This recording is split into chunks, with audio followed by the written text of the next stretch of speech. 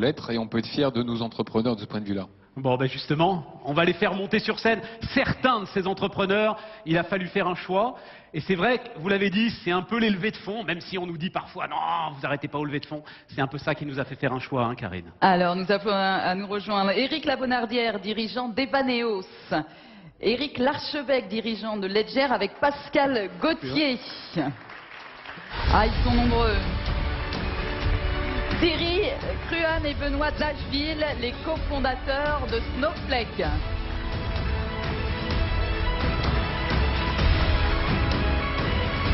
Venez. Ah là, normalement, ils sont un Bonjour. groupe complet. Voilà. Bon, ça fait beaucoup d'hommes, hein, mais c'est pas grave. On dira rien pour ce coup-ci. Et pour rien vous cacher, c'est pour ça que vous êtes là. Ah, merci beaucoup. Oh, attention, avec ce genre de Attention, commentaires. Là. attention. Ah bah oui, mais il faut.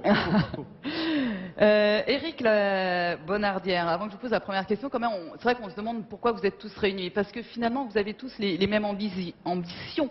Vous visez le global, le mondial, et vous n'avez plus de limite dans n'importe quel secteur que ce soit. On va voir, vous faites des choses bien différentes et vous n'avez plus aucune limite. Alors Éric Labonardière, qu'est-ce qu'on peut encore inventer en matière de voyage? Alors qu'Ebaneos, c'est déjà une agence en ligne. Alors en fait, on est deux passionnés de voyage qui se sommes dit il y a maintenant presque 10 ans qu'on pouvait réinventer la manière dont les tours opérateurs fonctionnaient et proposer aux voyageurs des offres moins standardisées. Et on a eu l'idée en fait de créer une marketplace qui connecte des voyageurs avec des agences locales partout dans le monde pour créer des voyages sur mesure. Donc en fait, l'idée c'est vraiment chaque voyageur qui construit un voyage unique grâce à un expert local.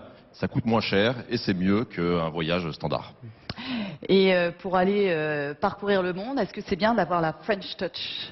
Alors c'est bien d'avoir la French Touch, c'est un produit plutôt haut de gamme et les Français on est plutôt bien vus. On a développé le concept maintenant dans 11 marchés. On est leader en Europe sur notre concept. On s'est lancé aux États-Unis cette année. On a 200 salariés. On a fait une levée de 70 millions d'euros qui a été annoncée il y a maintenant un mois et demi.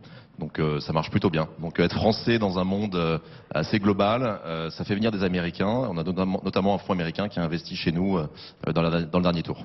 Ah bah voilà un autre point commun avec nos On va amis. dire un tout petit mot. Oui, je peux Voilà. quand même raconter l'histoire puisque on se connaît depuis 2009.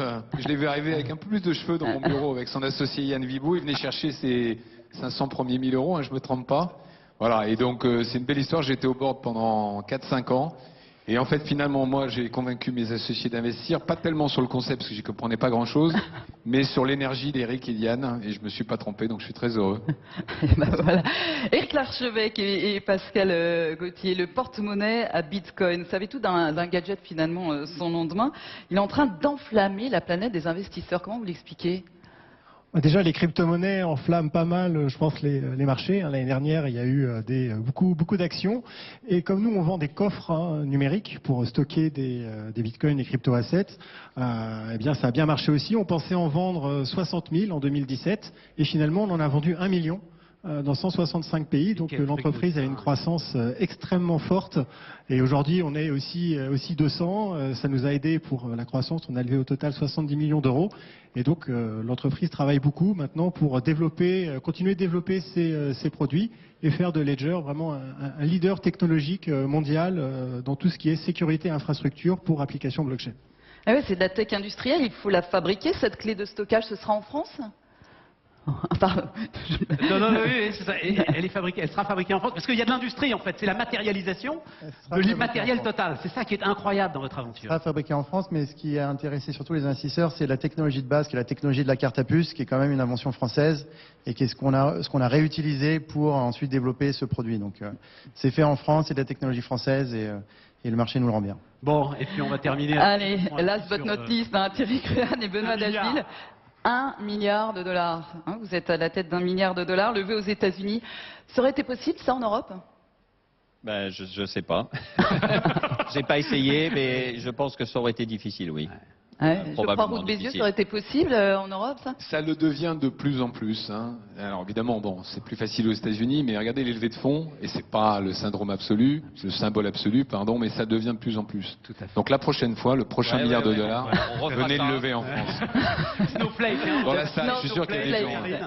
Un mot sur le cloud. C'est vrai quand on pense cloud, on pense GAFA, IBM, Microsoft. Comment on fait pour émerger dans ce nuage? Eh bien, nous, ce qu'on fait en fait, c'est qu'on permet aux entreprises de stocker des volumes de données, des grands volumes de données dans le cloud, et on gère tout ça nous-mêmes. Donc c'est très facile à faire. Ça permet d'accéder à des technologies en fait très difficiles pour ces entreprises, et donc ça permet aux entreprises d'analyser ces données et en faire de prendre des décisions qui sont bien meilleures que ce qu'elles auraient prises juste sans analyser ces données. Vous êtes basé où? On est basé à San Mateo. On a démarré à San Mateo en Californie, bien sûr, dans la Silicon Valley. Et maintenant, on revient en Europe, en fait. Souveraineté numérique. Oui. Le cloud, c'est partout, en fait. C'est dans le ciel. Donc, en fait, c'est pas très important, en fait, où on est. Mais on est deux Français. Donc, on a démarré Snowflake en 2012. Et puis, voilà, on a grossi très rapidement. Et il y a un drapeau français dans la salle du board. Et vous me disiez qu'il y a une phrase. Oui, on a une phrase. On a mis ça.